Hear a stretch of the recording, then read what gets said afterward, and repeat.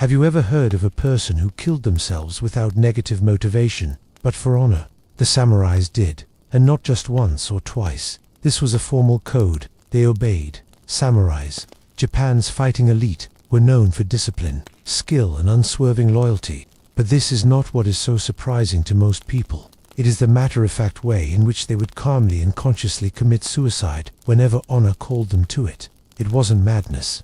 It wasn't depression. It was duty. In today's video, we're going to explore the mystique and sheer horror of seppuku, also called hara-kiri, and get to the bottom of the chilling inquiry.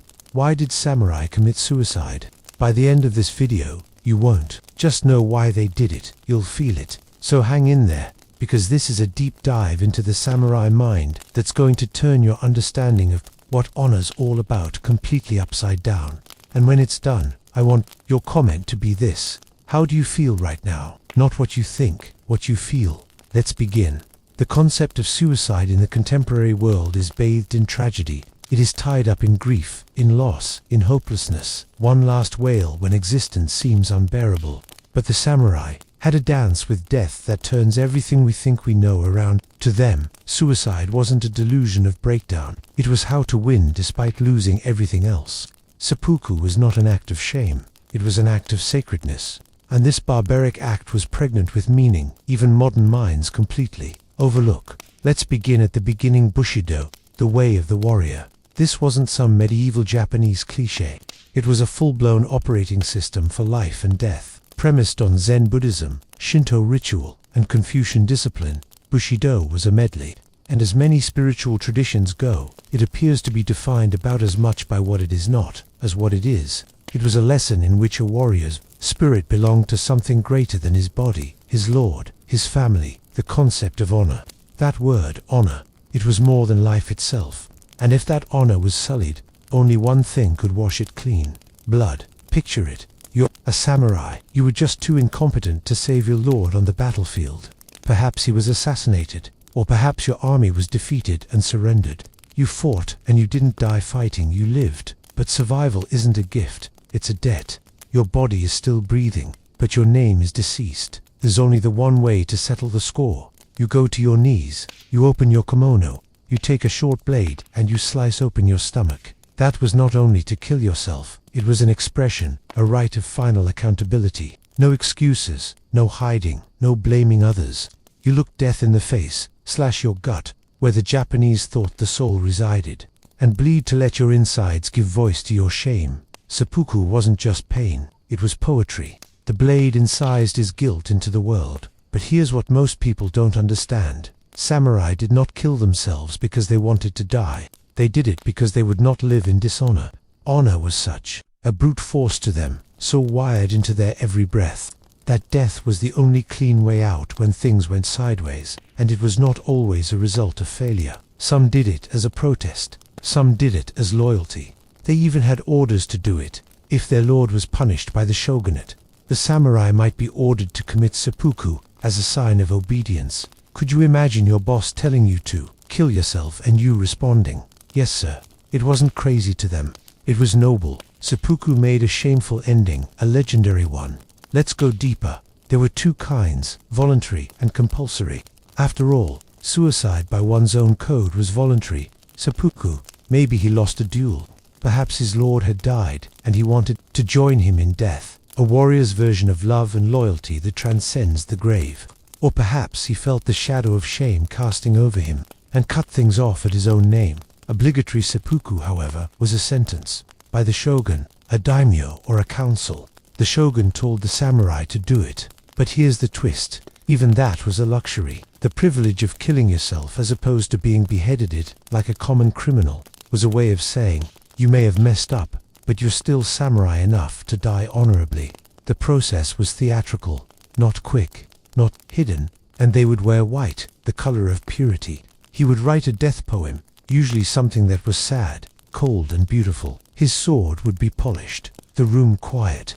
A second samurai, known as a kaishakunin, would stand behind him. For after the stomach had been sliced, the pain was so excruciating that the kaishakunin was supposed to promptly decapitate the one performing seppuku, a mercy, but also a final confirmation that all was done according to the procedure. pressure to be a Kishokunin Amorite. You're not just killing people, you're saving their dignity. You screw it up, and you have just ruined the biggest moment of their life. But the stomach is where we want to go now. Why cut that? For in Japanese philosophy, the hara-belly was considered the place where the soul, courage, and emotion were harbored. Follow your heart, the Westerners say. The Japanese called it know your hara. So it wasn't random when he would cut it open.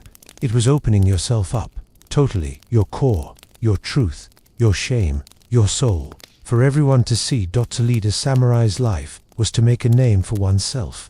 Seppuku was the last autograph. The notion even had societal ripples. Seppuku was a samurai deal for sure, but its ripple effects altered the way people thought about honor, family, shame. It created a sort of national respect for dying well. Not just samurais, but even in World War II, some Japanese soldiers, inculcated amid the echoes of bushido, opted for suicide rather than surrender. It's not just some paean to the past. It's about a society that built dignity into death, that thought survival wasn't the most powerful thing. It was choosing the way you died. Think about that. And when everything finally came apart, the samurai did not just fail. He dropped to one knee, stared death in the eye, and said, "You don't get to take me. I hand myself to you, according to my conditions." But this is not the end of the story. It is only the blood-soaked start. The further you delve into seppuku, the more you realize it was not so much a cultural artifact as it was a psychological masterpiece. It turned fear into power, pain into precision, and death to one last act of character. To begin to understand how this code, and seppuku by extension, took root so deeply in the samurai's world, you have to understand something that seems almost paradoxical, especially to our modern minds. The samurai trained for death every single day, not to stave it off, but to embrace it. Starting at the time a boy entered into some form of samurai training, he was taught to think about his death all the time, not in a morbid way, in a methodical way. Wake up in the morning, imagine dying, walking through a garden, imagine how you'd act if you found out this was your last stroll. Eating dinner, ask yourself if you're too afraid to go out of this world with your name. This wasn't pessimism, it was focus. If you live as though death could be knocking at any minute, you do not waste it. You do not half-ass your loyalty. With your reputation you don't gamble. That kind of thinking made warriors who were not afraid to die. They were afraid to live in the wrong way. So seppuku wasn't about desperation. It was about control. Samurai weren't fools. They knew that death could be ugly, a sword in the back, an arrow from behind a ridge, a misstep in battle. So seppuku was a way to reclaim the story. You pick the when, the where, the who. You choose when your name gets chiseled into history. There's a brutal beauty in that, but don't mistake it for glamour. Seppuku was messy, literally. Multiple muscles, organs, intestines. Layers of its muscle is located within stomach. When a samurai made a long slash through his belly with a short sword, or sometimes a tonto, a fighting knife, he wasn't drawing a clean paper cut. He was unleashing chaos. The pain was unimaginable. There was a warm rushing out, as of warm blood. The samurai would howl and groan, sweat and shake, yet he had to remain composed. The less motion, the less expression, the more stoic the boy stayed, and thus more mythical the feat grew. If he blinked, it was excused. If he fell, it was like one of us. But if he smiled, if he could maintain his posture, breathe slowly, while his guts tumbled to the ground, well, that was mythical. That's why the Kishokunin was so very important. He didn't just behead the samurai, he paused to get the timing right. He wanted to deliver the fatal blow at the height of pain. Samurai dignity and life would be cut short. Except it could not be too early, or it would soil the ritual. The blade had to bite first. This took not only skill, but empathy. Imagine yourself behind your friend, perhaps your master, knowing your sword is the last punctuation of his story. And don't forget, there were eyes on you. Witnesses, sometimes dozens, officials, lords, enemies even looking on, to see if your death would be worthy of your name. This wasn't just dying, it was proving yourself with your dying breath. Now, here's a darker turn. Over the centuries, as the political role of the samurai changed, seppuku started to evolve. It was less and less about personal honor, and more about political theater. As an instrument of public discipline, polite execution, if you will, a daimyo might command a samurai to commit seppuku. And this is where it gets more interesting and troubling, because samurai didn't kill themselves only for failure or disgrace. Some were driven to it for political ones. Mismanagement could be leveled at the door of a lord. Instead of letting him be disgraced and executed, the shogunate would allow him to kill himself in the ritual. It was the difference of being able to write one's own obituary instead of being dragged through the mud. Those particular ones, that right, became almost bureaucratic. Togolese officials were dispatched to oversee. The room was chosen. The blade was inspected. The death poem arrived as a valedictory homework assignment. But don't think meaning went away. Even then, samurai managed to impart dignity to what was essentially a political charade. There's the story of the samurai who was charged with a minor offense and commanded to commit seppuku. He did, perfectly, gracefully. Then, years later, it was revealed that the accusation was untrue. That samurai became legendary not because he died, but because he died right, even after being wronged. That is the heart of bushido. It's not about being right, it's about being righteous. You also see how the samurai mentality treated the self as something you could burn like a coal to produce a larger fire. The body of a samurai wasn't sacred in and of itself. His name, his loyalty, his duty, those were sacred. The body was just the vessel. So when a samurai slashed his body through seppuku, it wasn't self-destruction. It was self-forwarding. This kind of identity fusion, as psychologists might call it today, this sunsetting of the personal ego into one collective cause so deep that the death of the individual isn't just acceptable, but logical, wasn't the hara-kiri we knew. The samurai never really got lost in the code. They became it. That's why some did seppuku, not out of guilt, but protest. Yes, protest. There are historical cases, of course, of samurai who committed seppuku not because they had done anything wrong or failed, but simply because their lord was mistreated, or because their family had been dishonored, or that the government was corrupt. It was the most dramatic "I resigned" letter ever put down, with a knife. Consider, they did not kill themselves out of a sense of shame, but in an act of shame on the system. You can't just blow off that statement. A man slitting his own belly and bleeding to death just to get a point across. That's a statement written in red, and no one could say they didn't read it. This elevates seppuku above mere ritual. It becomes political, philosophical, artistic, even spiritual. To a samurai, death was not merely an exit, it was a canvas. And the brush was a sword. Time went on. Japan changed, but the samurai spirit and the echo of seppuku didn't die easily. The sword may have returned to the sheath, but the philosophy it carved into the nation's psyche outlasted it as surely as the smoke that clings to walls long after the fire has been extinguished. And let's focus on a single historical moment that seems to embody this ghostly stubbornness. The tale of the 47 Ronin. This is samurai culture's closest equivalent to a myth, except it really happened, and it features seppuku not only as a personal gesture, but as a collective, almost symphonic display of loyalty and honor. Here's the story. A daimyo, Asano Nagano, was in the early 18th century insulted by a corrupt court official, Kira Yoshnek. At last, Asano broke and drew his sword in the shogun's palace. Big no-no. For that, he was directed to perform seppuku, clean, ceremonial, official. But wait, there's more. Kira skated. He walked free. Asano's loyal samurai, now masterless, or ronin, were incensed. But they did not revolt right away. That would be crude, obvious, undignified. Instead, they waited. For over a year, they scattered, they hid, they lived fake lives. One even drank himself drunk just to throw suspicion off himself. All the while, they plotted. Then, at the right moment, they reorganized, stormed Kira's compound and killed him. Not in a wild, vengeful frenzy with calculation. With order, they were presenting his head at Asano's grave in a last salute. And then, they surrendered. The shogun faced a dilemma. The ronin had violated the laws and upheld the code. Would they be punished as criminals or honored as warriors?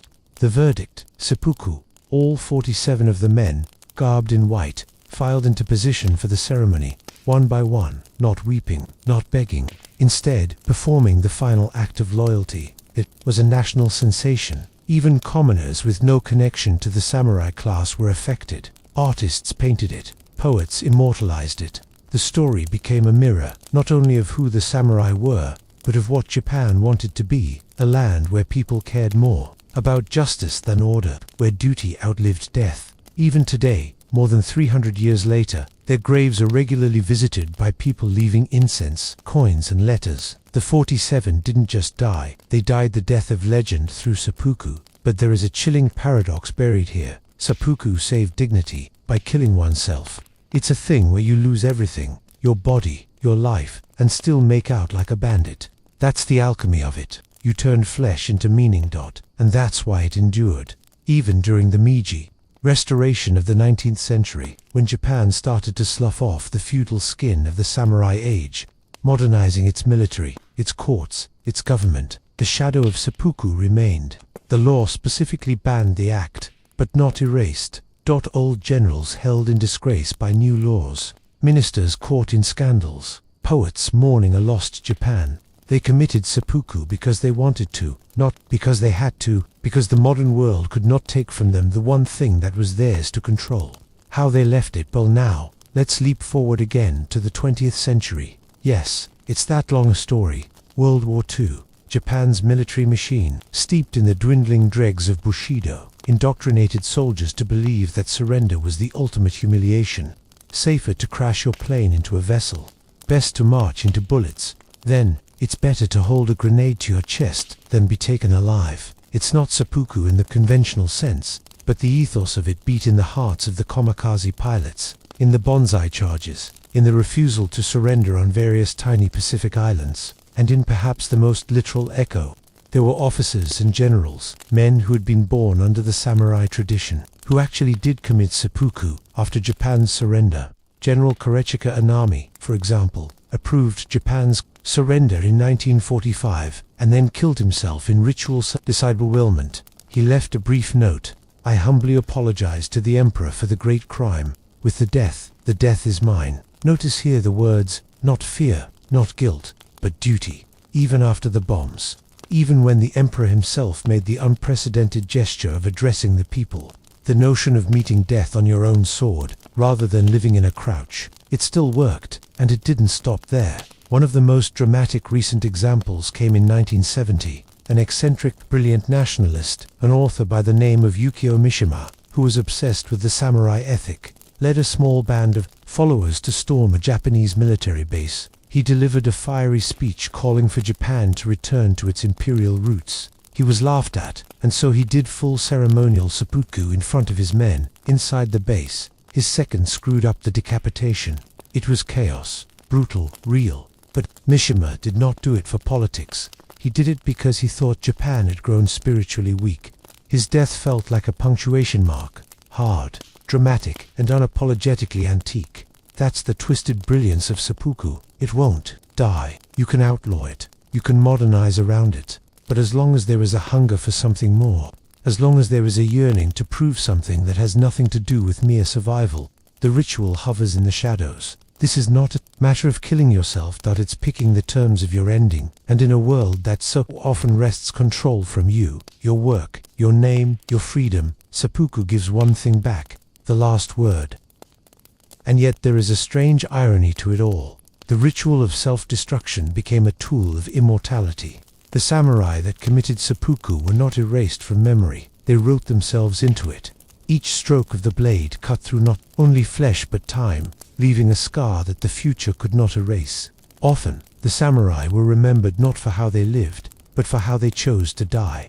The entire ritual, choreographed to the tiniest detail, bordered on ritual and spiritual dance. The room mattered, the position mattered, the temperature of the water used to cleanse the blade mattered. For some samurai, death took days of preparation. They carefully selected words for their jezi, a short poem that defines their life in a personal and inescapable way. The jezi had to be short, had to be sharp, but most of all, it had to be true. Some poems were not just exits, they were confessions, epilogues, they were psychological time bombs, reformulating an entire life in just a few lines. One samurai wrote, "A warrior's life, like dew on the grass, shining and gone." Still another, "Had I not known that was already dead, I would have mourned my own loss of life." Such clarity in the last moments, not begging, not bargaining, but composing a thought that would outlive their body. Picture it, kneeling, the samurai dressed in the full whiteness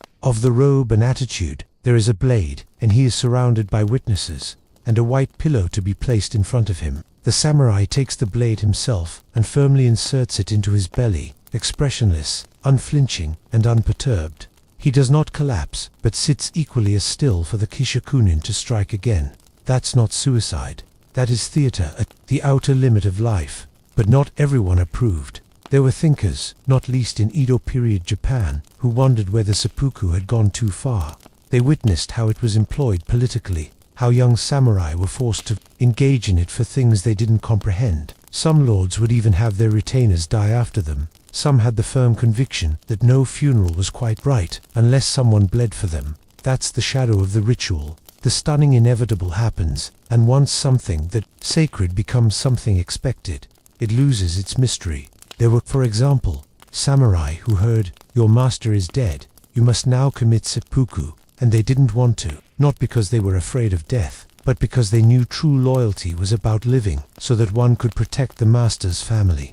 Not just dying to strike a noble pose. Some refused, quietly, discreetly, but frequently they were. Written out of history, shamed as cowards, dismissed as lesser men, and that tells us something brutal about honor cultures. They don't leave much room for nuance. Seppuku at its most distilled was voluntary, powerful, chosen, but over time, society began to twist it into a demand, and demands, of course, besmear the soul of a ritual. But even then, even when weaponized, it still held that indefinable aura, one that's hard to kill. And that is because seppuku isn't about death, it's about defiance. It's about confronting humiliation, failure, punishment, and saying, "No, you don't get to write my finish. I do." Which is one reason the most powerful seppuku tales read as resistance. They aren't quiet exits, they're violent declarations. In literature, you see it as well. In plays like Cheshingura, the dramatized version of the Shishichi Ronin story, seppuku isn't just a climax, it's the climax. The audience didn't cry because the samurai was dead. They cried on account of the fact that the samurai killed themselves with style and discipline, and with honor like a blade so sharp, it could cut straight through history. It culturally established that the best people should die beautifully, and pain born with grace is a kind of truth. That shame can be cleansed with blood, and every now and then, the bravest thing you can do is not fight to the death, but breathe and die on your own. But it also paved the way for mimicry. Warriors, romantics, philosophers, even poets, and seppuku began to emerge outside of the battlefield, outside of the code. It became a statement, a performance. Some meant it, some only wanted to be remembered, and that produced a tension between authenticity and spectacle. How would you be able to tell if someone's seppuku was truly pure? You don't, because once an act has methodologized, once it has gone into the legend, it can no longer belong to the individual, but rather to the community, to the world. And that's the curse and the power of samurai suicide. It made men into symbols, and symbols are difficult to interrogate. But one has to wonder, was it bravery or programming? If a man's entire existence is mustering belief that dying well is the greatest aim, then does he really choose it? Or has he been conditioned to obey for so many years that anything less than seppuku would be self-betrayal? It's not a simple answer, and maybe that's the point. Seppuku had lived in the fissures between duty and identity. It wasn't just a thing you did for society. It was something you did because society was inside you. And once it's in you, once you believe that your own death can be a final gift to your lord, your family, your legacy, then the blade is no longer an enemy. It becomes an instrument. You don't fight it, you tune it, and you play your final note. By now we know, seppuku wasn't just a performance, it was an identity ritual, an edge only that much sharper, which distinguished between them and those who merely wore the armor. And that edge cut both ways. For a lot of samurai, their relationship with death was almost romantic, not in the fairy tale sense, in that slightly warped, intense, burning, all-consuming way in which love mutates into obsession. These men didn't fear death, they courted it. They would look it in the eye in duels, whisper to it before battles, rehearse how to die. Much as a musician practices a final concert, it's an idea that has been baked into the samurai soul. For generations, the beauty in impermanence, or what the Japanese call mono no aware, everything fades, cherry blossoms fall, glory dies. You don't cling, you don't cry, You honor it by releasing it, gracefully, deliberately, like a candle's extinguishing. And that's exactly what seppuku was, the warrior's last bloom. But here's a deeper twist. Some of the greatest samurai in legend were never required to commit seppuku. Why? Because they flamed so brightly that they never got themselves into a situation where it was required. Their honor was cool. There was a Castian quality to their discipline. Disgrace could not cling to them. Paradoxically, the prospect of seppuku made for better people. Imagine waking up every morning and knowing that one wrong move, one sign of disloyalty, one flicker of cowardice could culminate in you cutting your own belly open while your comrades watch. That kind of pressure either breaks or polishes you. For the true samurai, it brushed up. They paid attention. They trained relentlessly. They mined their tone, their posture, their ethics. Not in fear, but because of pride. For living right was dying right. And if you made a mistake, well, you cleaned up the mistake with your own blood. And what about family? And what of the wives and children of these warriors? Here's where it gets more intense. Many samurai wives were ready to die by their husband's side. If their fortress was taken, if their clan was defeated, the women would often kill their children and kill themselves to prevent capture, enslavement, dishonor. Some carried special daggers with which that slit the pilot's wrist, that they were trained to use. This wasn't melodrama. It was expectation. Some committed junshi suicide to accompany a lord or husband into death, willingly. It was controversial, eventually outlawed, but it indicated just how deep the code ran, and loyalty wasn't only skin deep, it had passed all the way through the bone.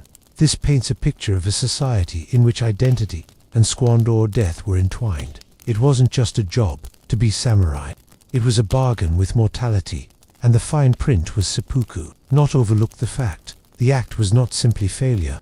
Sometimes peace itself was used as a form of protest. Yes, peace. There were instances of peace treaties being signed between opposed clans and samurai, incensed at not being able to put their lives on the line to show their mettle, committing seppuku out of sheer frustration. Picture being so fixated on the honor of war that not dying seemed a sort of death. That's how far this went. Yet with all this blood, there was a sort of restraint. You were not to kill yourself so casually as if you were blowing your nose. It had to mean something. It had to be earned. A few codes even discouraged it absent. Unbearable shame or a message that was truly necessary. Because if every samurai went around killing themselves over every little thing, the system would collapse. The code required death, that much, and no more. It was something a samurai had to think about long and hard. He must have known his seppuku would toll like a bell down the corridors of memory. And that's what it truly was. Not an end, but an echo. An echo that meant, I used to be this guy. This is how much I cared. This is what I stood for. And while my body drops, my name gets bigger. In that sense, seppuku was not a defeat. That was a last gift to your legacy. Like setting yourself on fire to send a message, light a signal in the sky.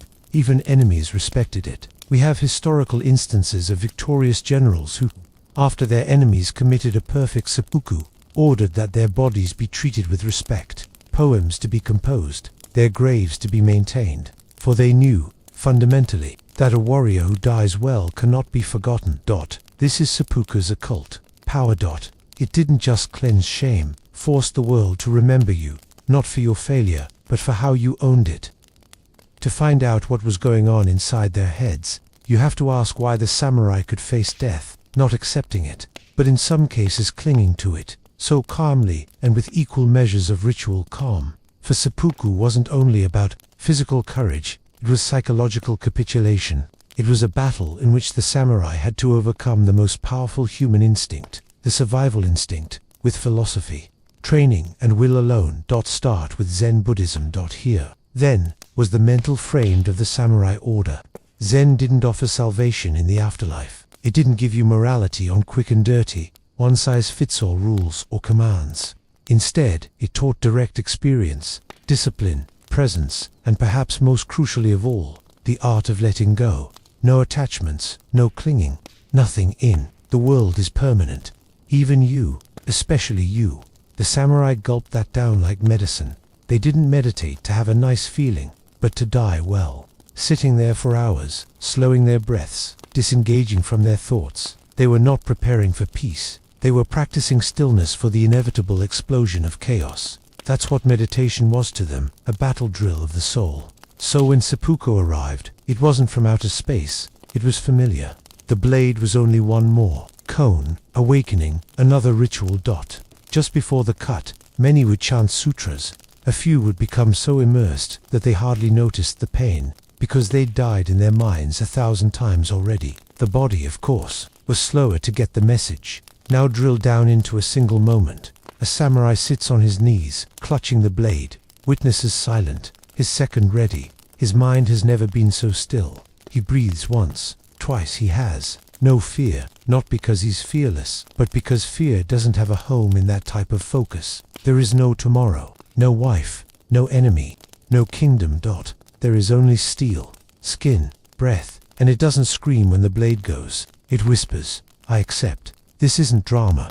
It's the most pure form of mind-body unity, the essence that martial artists dedicate their lives to pursuing. Yet, ironically, the ultimate state a samurai could achieve was one where he had no need for the sword. It was not non-violent, rather violent, without hesitation. Now consider how alien that must seem to most contemporary minds. Today, we're hardwired to avoid discomfort. We scroll, we medicate, we hide from hard truths. Yet the samurai practiced to act contrary to that. With a steady precision, they walked into pain.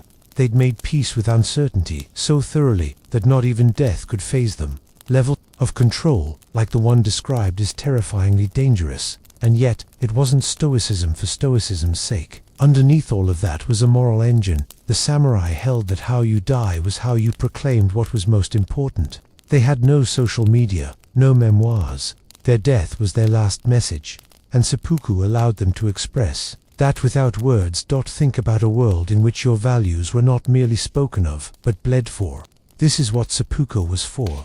It made ideology into a body. The event was quiet, even as it was deafening. No rants, no revenge fantasies, no long goodbyes, nothing, that is, only a simple, irrevocable gesture that said, this is my truth. But there are not just one Fisher Prices of seppuku, they are different, he added. It was done in seclusion by some samurai, only allowed to be seen injured by a few.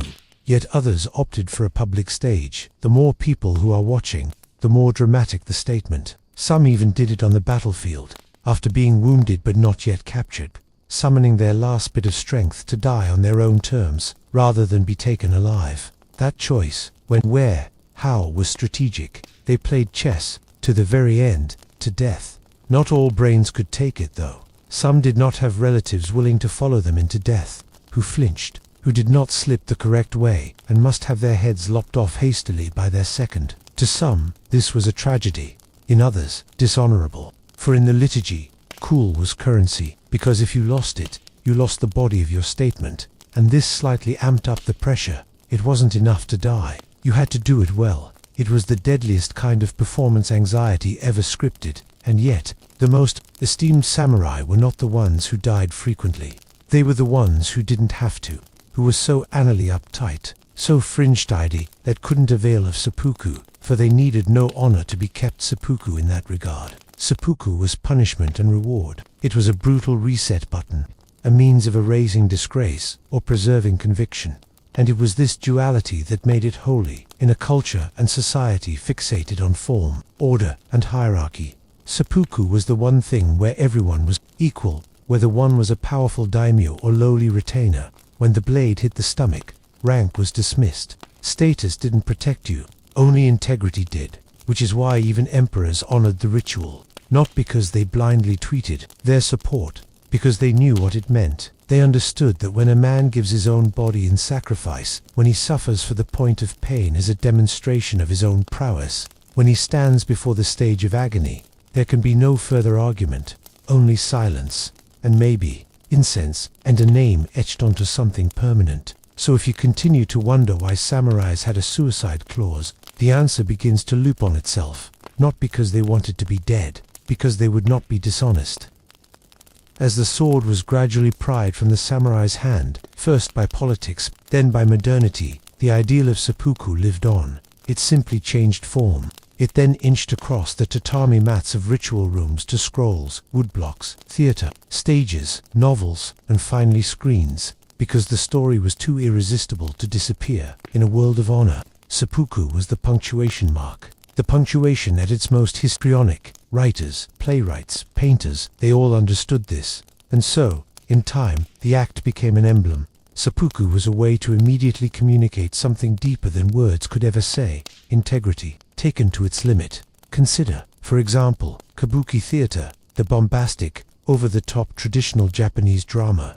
Death scenes were common, but when a character pulled out a little blade and knelt serenely, the whole theater stopped. Audiences were already bracing for the inevitable. It wasn't suspense, it was ritualized dread. It was a slow, graceful sweep by a man about to destroy himself, not with fury but with precision, more powerful than any battle clash. And when he did it right, when not pain, but peace, was what the actor acted when the blade went in. People wept, cheered, remembered. Because that wasn't a man dying. That was an article of faith being vindicated. And still it kept showing up, even in visual art. A lonely figure knelt down in white, nothing but a sword blade nestled in his lap. Some of the floor stained already with blood, another figure waiting beside him, as if the two had been locked in a deadly dance, and one of them had finally lost. The music balanced moments of serene tranquility and brutality, beauty and brutality. That point, right before the end, perfectly still, perfectly doomed. You see it in ukiyo-e woodblocks, in Japanese ink paintings, and then in photography. Men reenacting the right for the camera, even when they no longer needed to do so. Seppuku was a form of art just as people didn't love death. They were addicted to meaning. And death done with meaning. That's irresistible. Fast forward, 20th century cinema enters the stage. Movies such as Hara-kiri, 1962, not only displayed seppuku as spectacle, they critiqued it.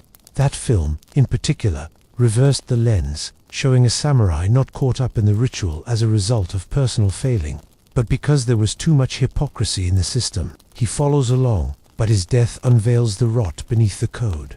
This was new. For centuries, seppuku was unimpeachable, holy in a sense. But now artists were asking, but what if this isn't always noble? What if it's theater too? Mask cruelty. What if we decided to romanticize obedience so hard we forgot to ask whether it was deserved? That's how powerful the symbol was. People were still using it to question the soul of a nation. Even outside of Japan, though seppuku became a handy shorthand in the West. Hara-kiri was ripped out of context and made into a joke, a metaphor, shorthand for someone who blew it or tanked hard. Comics, athletes, CEOs, like you name it, it was getting used, and used in a cavalier way, I would say. But behind the punchline was always this: someone taking the blame with such ferocity that they were willing to remove themselves from the map. That's how profoundly the ritual seared itself into the world's consciousness. Even as meaning was stripped away, the shape persisted. And now, the real twist. Even in our modern age of no lords to protect, of no bush code hanging over every breath, the concept of seppuku still echoes in the human heart. You see it in resignations. A politician caught in scandal, who not mere steps down but does so in public, spectacular fashion, and even tearfully apologizing. That's verbal seppuku. He's not dying, but he's doing a shame, ritualized, almost ceremonial. You see it in career moves. A CEO who makes a catastrophic decision could fall on the sword for his or her team. Again, no blade. But that's the same structure. Accept the full weight. Don't shift blame. Accept everything. You can actually lead. With your job, even personal relations, people sometimes freeze themselves out of others' lives. Not as escape, but for dignity's sake. I'm stepping away so I don't contaminate your peace. That's a quiet, emotional type of seppuku. Of course, these are not literal. No blood, no blade. But the architecture is identical. A mistake is made. Shame or failure floods. Instead of dodging it, that person owns up to the cost. And, in so doing, they seize control of their own ending, because there's still a strange power in choosing how you leave a room, a job, a relationship, a life. That's the aftertaste that seppuku leaves, not the gore, the agency. It taught one generation, and then another, that dignity doesn't always have to mean surviving. Sometimes it means getting to disappear on your own terms, and that idea, that ghost of the blade. It's still with us. Today, we have become all but incapable of seeing suicide except through the lens of suffering, pain, mental illness, depression. It is a symptom, a tragedy, a crisis. The person appearing is not a philosopher or warrior, but someone in need of help, connection, intervention. And that's a valid point. Most suicides are expressions of despair, not meaning. So then how do you reconcile that with how do you describe a man who takes the time to disembowel himself without a trace of panic, not because he wants to vanish, but because he wants to be remembered, not because he despises life, but because he feels compelled to protect the code that has consumed his life? That's the culture clash. Western psychology makes self-preservation the standard position. Your brain is predisposed to avoid death, avoid pain, seek pleasure, and stay alive. Anything that flips that script is regarded as pathology, something that is broken. But death, the samurai came to see, was discipline, a tool, a goal line. That one ran toward, not from if the code called for it. This distinction goes beyond swords and shrines. It has to do with the nature of identity. In the Western modern world, we hold the self sacred. Your emotions, your dreams, your individuality, they are all celebrated. Your work is to be who you are. Speak your truth, find your happiness. But the samurai did not believe in your truth. They believed in the code, the lord, the clan, the name. If your ego got too loudly, too proudly, too individually, you were off course. Honor was shrinking yourself small, clean, humble, precise. It was knowing when to disappear. So, when shame came, the real thing, the public disgrace, it wasn't like the samurai was saying, "Yeah, but I'll mount a comeback." They didn't share a motivational quote. They didn't write a memoir about grit. And they bowed, young. They bared their stomach, and made death speak what words could not. To the modern therapist, that is horrifying. To the samurai, that was poetic. But this is where it gets murky. There's a reason that in this new age of globalization and digitalization, when emotional expression is a kind of currency, the notion of choosing to die for honor sounds antiquated at best, hazardous at worst. We discussed taking care of mental health. They spoke of preserving the family name. We have conversations about breaking cycles. They discussed finishing them. And this, then, raises the question, seppuku, was it really a sophisticated kind of cultural mind control? Good branding on a suicide cult? Or was it something else, something that we no longer comprehend, because we've become allergic to the very notion of personal sacrifice? Let's look at both angles. On the one hand, seppuku was plainly open to abuse. It was what samurai was supposed to do. If they didn't, they could bring shame upon their family. Then it sullied their name if they stumbled in that grace. So yes, there was pressure, snai, not psychological, systemic, but the ritual never felt entirely a matter of choice. It was like a destiny in drag as duty, and yet, a few did it without any apparent regret. No command, no disaster. They simply made the decision. This is where my story stops. Not in silence, not in sadness, but in a clap of meaning. Can both be true? Absolutely. Because here's the twist. Honor can be a prison or a crown. That is if you pick it. A samurai who killed himself out of love for his master, his code, his name, didn't perceive it as he saw it as self-completion, like a sculpture finishing with one last chisel. To us, it's madness. To them, it's closure. But this is where cultures go off the rails. Western thought is, you have value because you are. It was because you served. The samurai way of thinking went, that you had value. So if you take out service, you take out loyalty, you take out structure, what are you left with? That, though, is why seppuku worked only in its original ecosystem. The man and the blade were not the entire equation.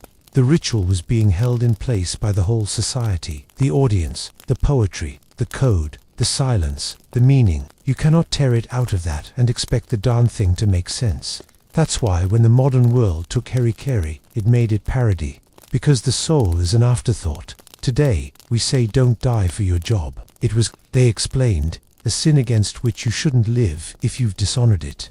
Different planets. Does that mean one is right and the other is wrong? It means that values condition everything, even the way we die.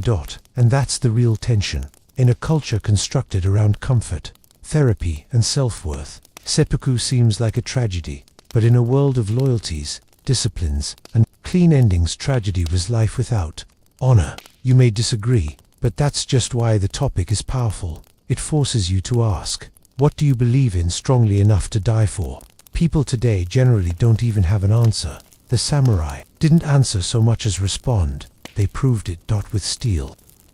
Steel is cold, but the reason it cut so, the reason the blade was drawn across the belly so coolly, precisely, came from something searing hot, emotion. That's the turning point most outsiders seem to miss when they consider seppuku. They see the discipline, the silence, the blood, and conclude that it must have been robotic, as if samurai were feelingless on an automata. But the reality is that what motivated seppuku was never a lack of emotion.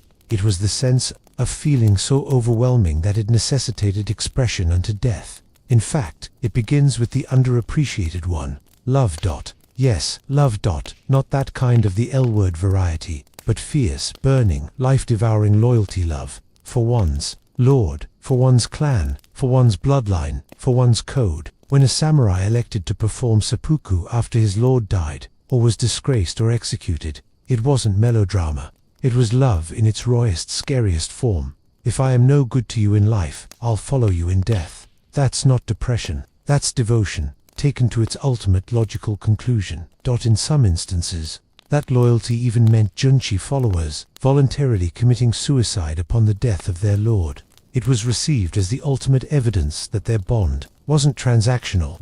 It wasn't politics. It wasn't strategy. It was sacred. Now, switch lanes. Rage. Yes, rage could lead to seppuku as well, but not the explosive punctual rage. Controlled rage.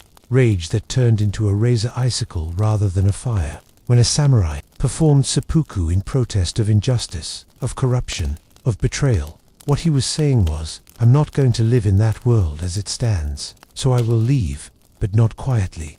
You'll remember this. It was using honor as emotional blackmail, self-immolation with a blade. One of Ms. Joseph's political protest signs is written in blood. But rage and love were not opposites in the samurai mind. They intertwined. A samurai loved his name, his cause, his master. So when such things were insulted or destroyed, the emotional recoil had to go somewhere. And if there was no enemy to battle, that sword was turned against itself. That was seppuku, not suicide. To escape pain. Suicide to express it. And then there is shame, the emotion most commonly associated with samurai suicide. But shame here even was of a different character. It wasn't the embarrassment of it all. It wasn't the new social anxiety kind. It was a question of cosmic imbalance. Shame meant, I broke the thread, I let down the name, I failed the mission, I existed wrongly, and deleting the bit that slipped me was the only way to straighten out the universe.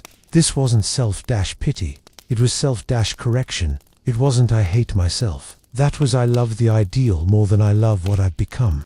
That's the feeling that lands the heaviest, because it's not despair, it's reverence. So then, when the samurai himself knelt down and placed the blade and took his last breath, he wasn't ending his life because he needed an out. He was giving himself away because he thought something was worth more than him. And that's where the modern mind fizzles. We're taught to guard ourselves first of all, to survive at all costs, to be the hero of our own existence. But the samurai did not himself want to be the hero. He longed to be swept up in a narrative larger than himself, even if that meant his scene would be short, and the people around him understood that.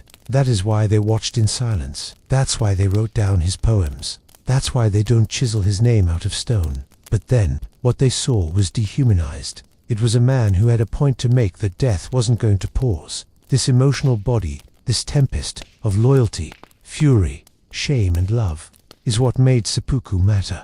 The samurai wasn't killed by the blade, the feeling did, and that's why even now, in a world without lords or clans or bushido, the ritual endures, not because of what they did. But not because they didn't mean it.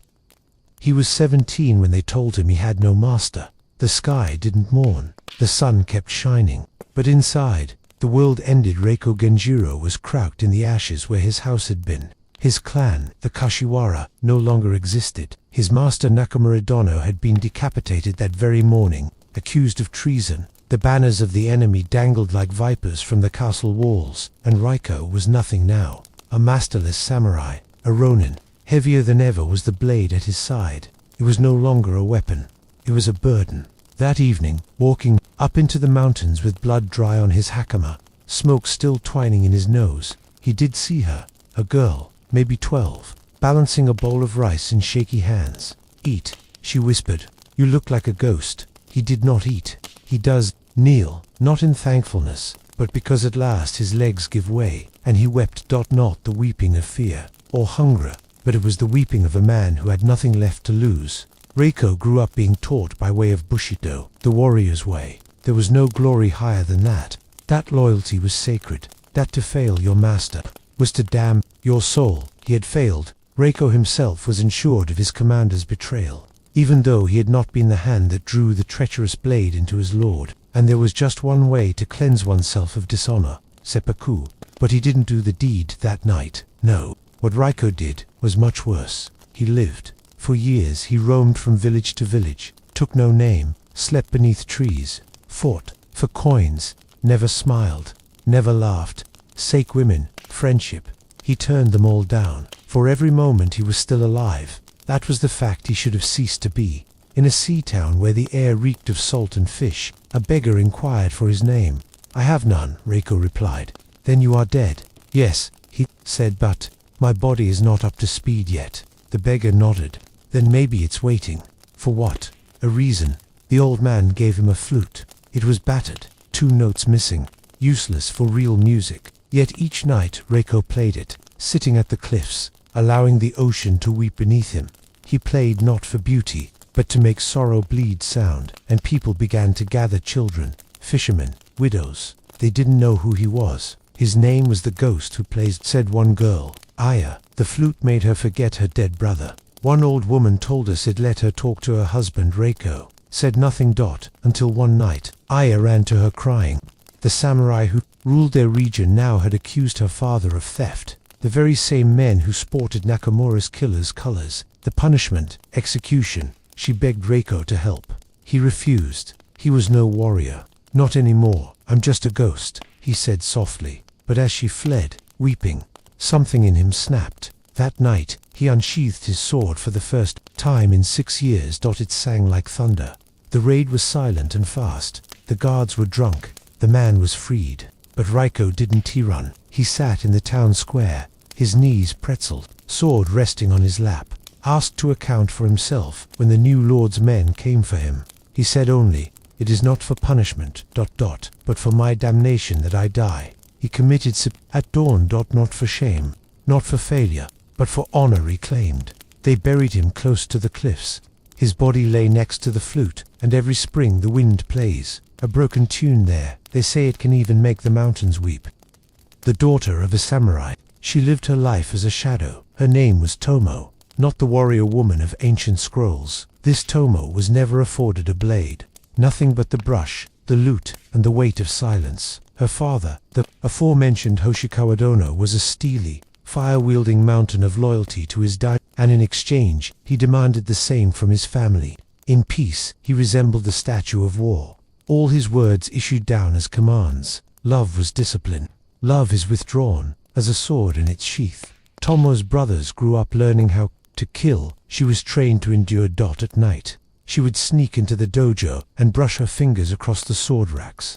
The cold steel whispered things to her own heart she dared not express. Whispers spread that a failed coup had dishonored the daimyo they served. His followers were called to demonstrate loyalty, not through war, through death. All 52 the men. Each was ordered to kill himself by sunrise. Her father did not hesitate. He entered the family shrine, laid out his white robes, knelt before the family shrine, and told Tomo to fetch the short blade. Her hands were shaking so hard she could barely keep hold of it. "Don't be afraid," he said. But he did not look at her when he said it. He didn't die quickly. Seppuku is never gentle. The pain is the point.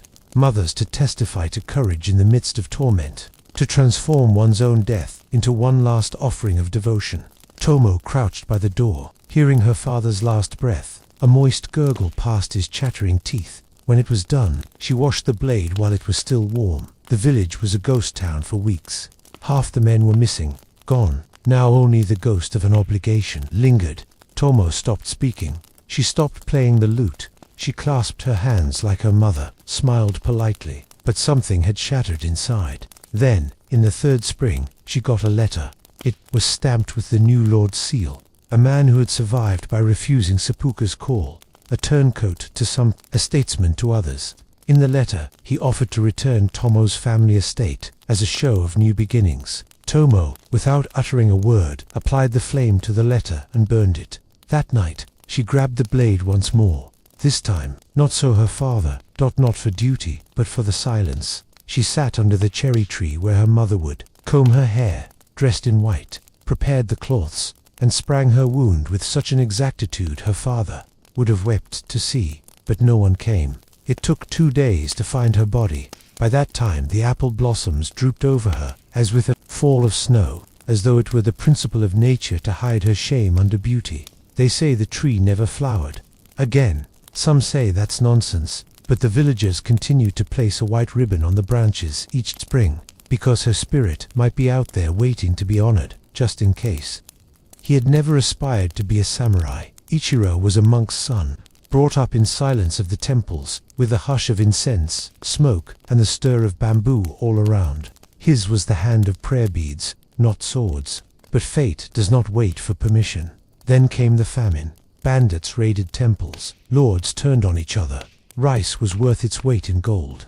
Ichiro's monastery was put to the torch when he was 16.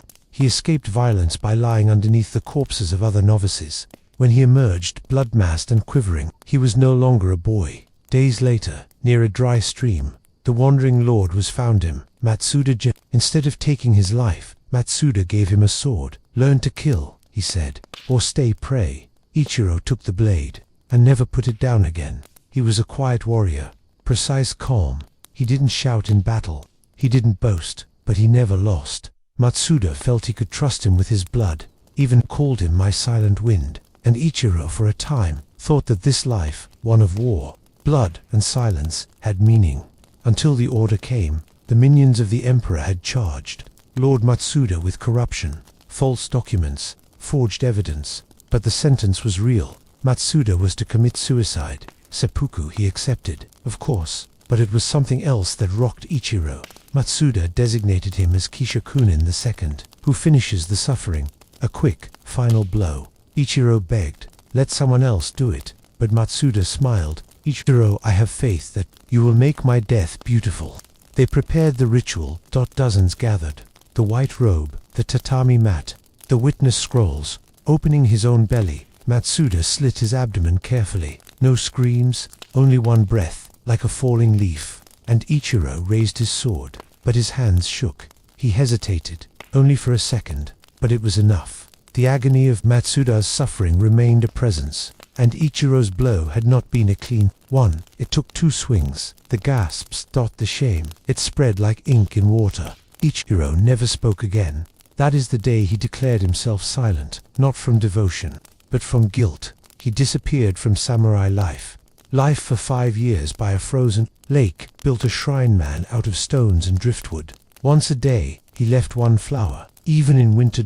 And every night, in his mind, he spoke the same words. I failed his death. One spring, when the lake finally melted, Ichiro walked barefoot across its surface to the middle. He sat on the melting ice, his legs crossed, laid out his old katana, and as the water closed over him, he murmured the only words he had uttered for 5 years. "I'm sorry." Weeks later, his sword was discovered, entwined in weeds. The blade was rusted, but the edge still cut, even after death. They named him after the maple tree, Ked, for the color of his hair that glinted the same color as the autumn leaf when caught by the sun. But not soft like leaves was he. Ked was steel and silk, beautiful, disciplined, and deadly. He was a retainer to Lady Tsukiko, one of the few female daimyo who get respect by being silent, not being a screamer. She picked Ked to be her bodyguard when he was just 19, and for 10 years he never left her presence. Behind her, through 3 attempted rebellions, 2 assassination plots, and a nest of politics as sharp as surgical scalpels, Ked haunted her with a sword. But what nobody knew, what even she didn't know, is that Ked loved her. Not the kind of love that longed or lusted, but the quiet, painful kind. That one who had watched her light lamps at night and had dreamed of growing old beside her. Though he knew that never would happen, he observed her marry for diplomacy. Now I've seen her cry by herself when her husband was killed in a botched raid across the border. He was the first to receive her in his arms. When faint, she sunk to the ground with grief, the first to extend silence when she needed it most, and when the shogunate herself turned on her, declared her a traitor for refusing to remarry, for refusing to give up her lands. It was Ked who helped her to escape. They escaped by moonlight, in disguises and silence. Soldiers at every gate, betrayal in every village. They had been shadows for weeks, sleeping in forests, drinking rainwater, her skin where silk, now blistered and bruised. Ked gave her half his food, his only blanket, his last breath, if he could, but they were ultimately tracked down. No army, no defense, 2 swords versus an army. Ked knew what she had to do. He pulled her into a deserted temple, the walls crumbling, the gods long gone, and he knelt before her, and he could speak his heart for the first time in all those years. "My lady, allow me to offer you one last gift." She tried to stop him, but he ran faster than her tears. He charged alone into the wall of soldiers. By the time the others understood, all he was doing was buying time. 24 of them lay dead. They arrived at the temple to find it empty, except Ked's body, lolling next to the altar, and his sword through his belly, a smile still on his lips, not of peace, but of relief. It was weeks later that they found Lady Tsukiko's body in the north, sloughed under the guise of a farmer, poisoned, but everyone knew she had died when Ked had. They buried the 2 in a single grave, unheard of, a daimyo and her guard, but the political among them were not the ones who found them. All they saw were 2 people who never stopped protecting each other, not even in death. And when the maple tree shot up from the grave and turned blood red every autumn, the villagers started to believe the legend that if you stood under its branches and cried with all your heart, your tears wouldn't reach the ground. They would rise, because that kind of grief doesn't get buried, it floats. Asterisk, they were born the same day, Takeshi and Renjiro, 2 brothers, the sons of 2 samurai brothers that had served the same clan. They were raised on the same grass, bled on the same wood floors in shrines, and, once when they were 10, vowed under a plum tree, "If you fall, I fall too." In the years they had become different. Takeshi was stormfire loud, and proud and reckless. He fought like thunder. Renjiro was still water, patient, watchful, lethal in his stillness. But where one was weak, the other made up the difference. Together, they were balanced. By the time they were 18, they were the scourge even of battle-hardened veterans. But war gives no weight to friendship. Their clan had been called up to fight in a border dispute, an ugly, senseless squabble over land. It wasn't honor, it was bureaucracy drenched in blood. But orders were orders. In the last siege, then the lord of the enemy house proposed surrender.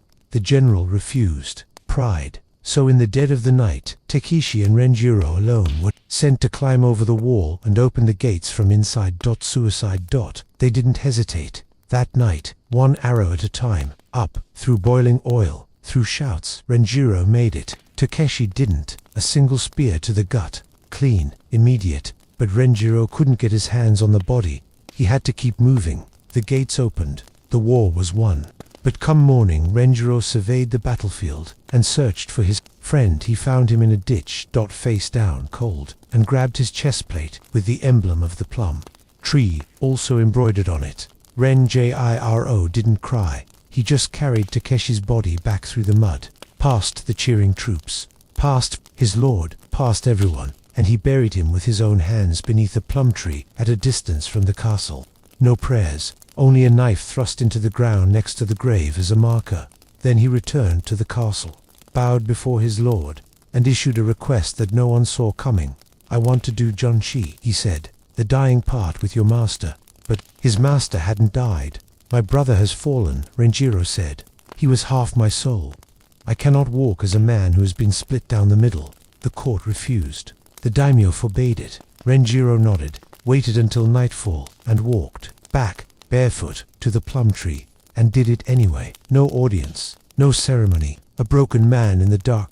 When they came upon him, he was kneeling, not in a slumped position, but still, as if in prayer. The pair of swords, Takeshi's and his, crossed over his knees like a cradle for the soul. They were buried together, under the same tree. Some years later, when the valley was scored by a lightning storm, every tree about it was burned to ashes, except the plum. It was a giant, brilliant flower that had bloomed like never before. They say that's the wood where warriors roam once they have died, with unspoken words resting in their mouths. And when you listen in spring, when the petals drop, you may hear two boys laughing.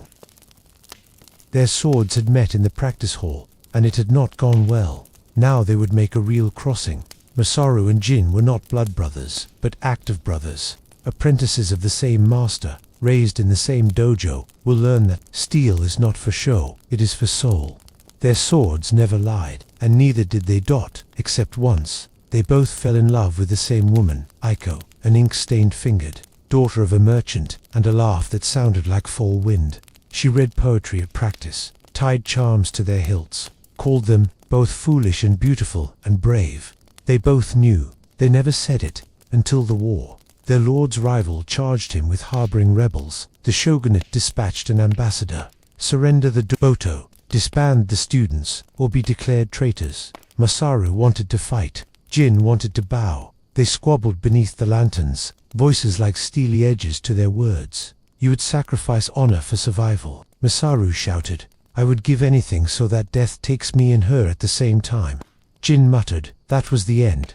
Jin bent the knee. Masaru disappeared in the mountains. The dojo fell. The students scattered. The master committed seppuku before the shrine of his ancestral home. And Aiko married Jin. For 3 years, peace reigned. Then came the letter, a challenge, from Masaru.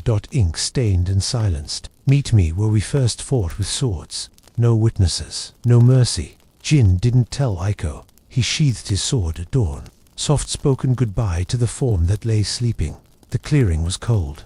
The grass had grown wild. Masaru sat there, thin in the face, gaunt-eyed. You took her, he said. You left her. Jin replied, no ceremony, no countdown, just steel. The fight was not elegant. It was grief made motion, rage wrapped in silence. Both men bled, both limped, both understood. Only one would walk out.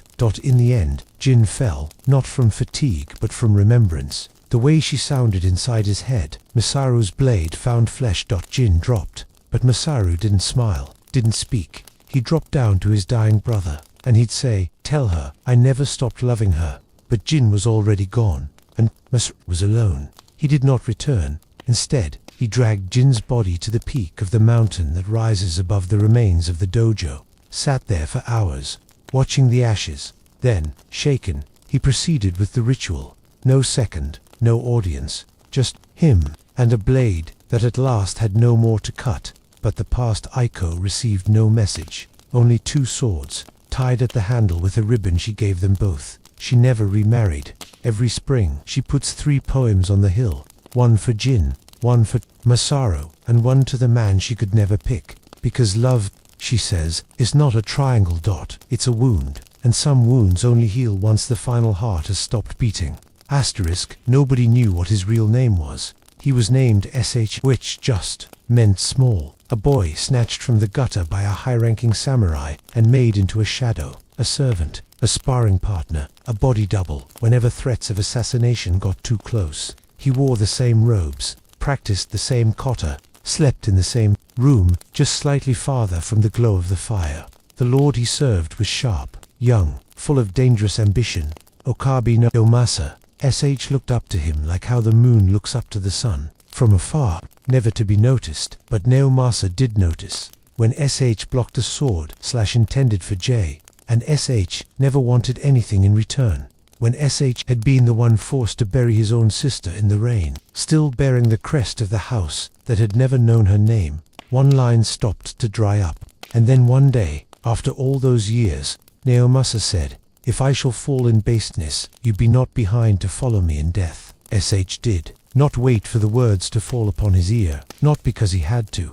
There wasn't anything else to believe in, and it did so more quickly than almost anyone anticipated. A letter intercepted, a secret exposed. Naomasa had been occupied with the rebels, maybe out of greed, maybe out of desperation. The shogunate allowed no explanation. Humiliation came down like a guillotine. Execution by seppuku. There is one last thing. Naomasa asked for a private ceremony. Only one witness. One Kaishakun. He chose SH. The court laughed. A servant. to end a noble. But SH said nothing. He prepared the chamber, laid out the white silks, heated the blade, washed his master's hands with trembling rev. Rents Naomasa knelt. He did not look afraid, just tired, and when he picked up the blade to make the cut, the hands reached a dead halt. He couldn't do it. For all his training, all his pride, author's imagination knotting the idea of his entrails on a silk, he couldn't. He looked up at SH, and what flowed between them in that moment wasn't fear, it was begging, not for mercy, for silence, and SH nodded. But what he did was that which a Kichikunin should never, under any circumstances, do. He stepped forward and sliced up before the knife contacted flesh. Naomasa died clean. Peacefully, SH dishonored the ritual, broke protocol, deprived his master that pain which was designed to purify him. But he couldn't bear to see him suffer.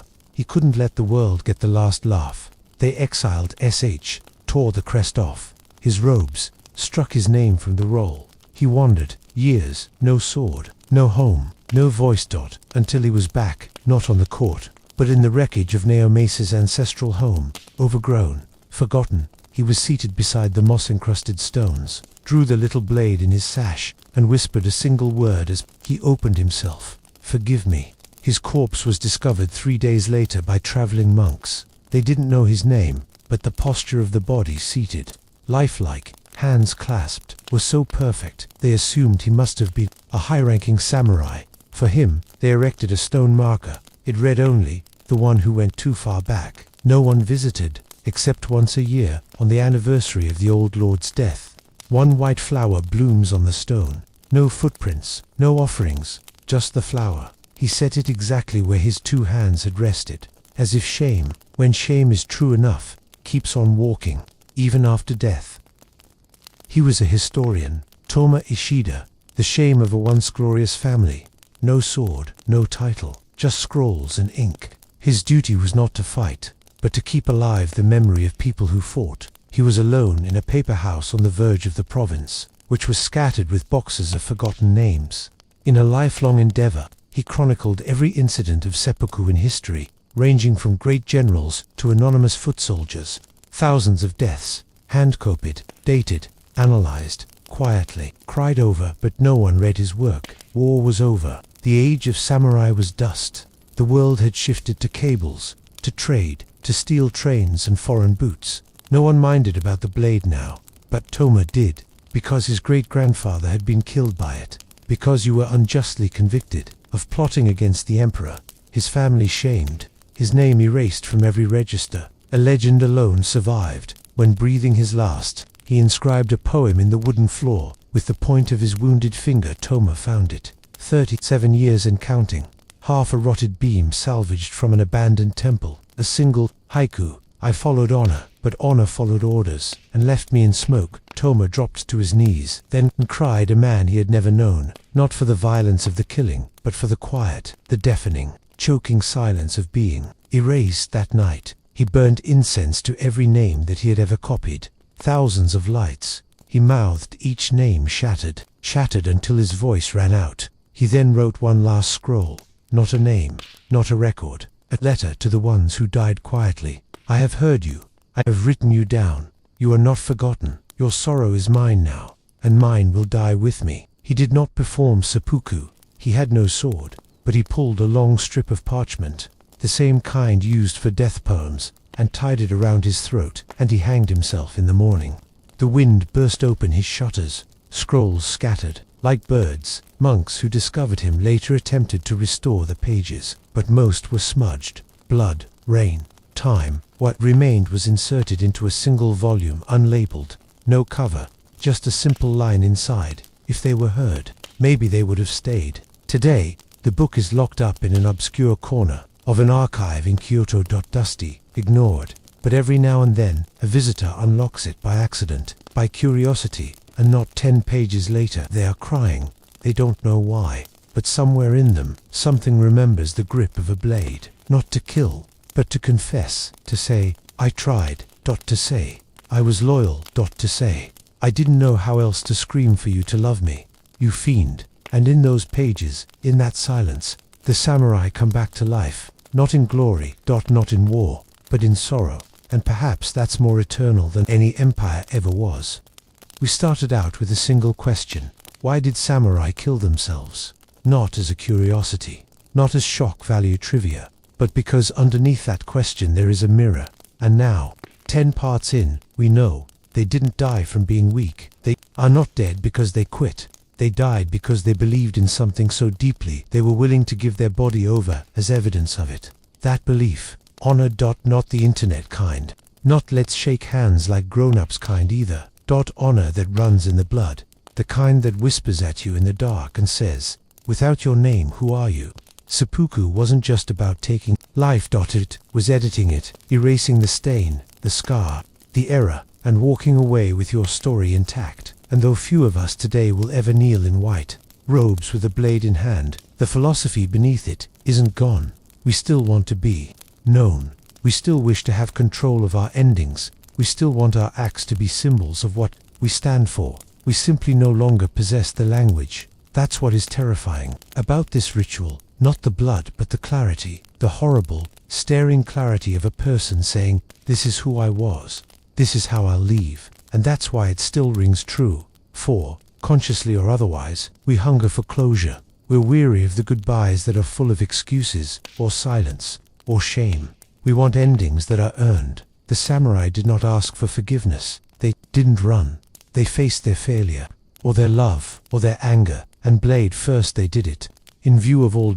It was brutal, it was tragic, it was beautiful, it was theirs. And if that makes you squirm, good it should. Because seppuku is not just about them, it's about us, and parts of ourselves we no longer have the courage to reveal. The part that wants to be entirely responsible, the one that wants to write the story, the bit that hasn't yet given up on going out clean, in a world afraid of silence. Seppuku was the loudest kind of quiet there was. So now that we've drilled down into it, the rituals, the history, the psychology, the soul, the real question is no longer why did samurais commit suicide? It's, what is it that we live for so much, that we would die well for it? If the answer is not jumping to mind, you are not alone. But the samurai did, and they punctuated it in history, with the sharpest punctuation mark ever invented. The final act, the final truth, the final breath, that said, I decide.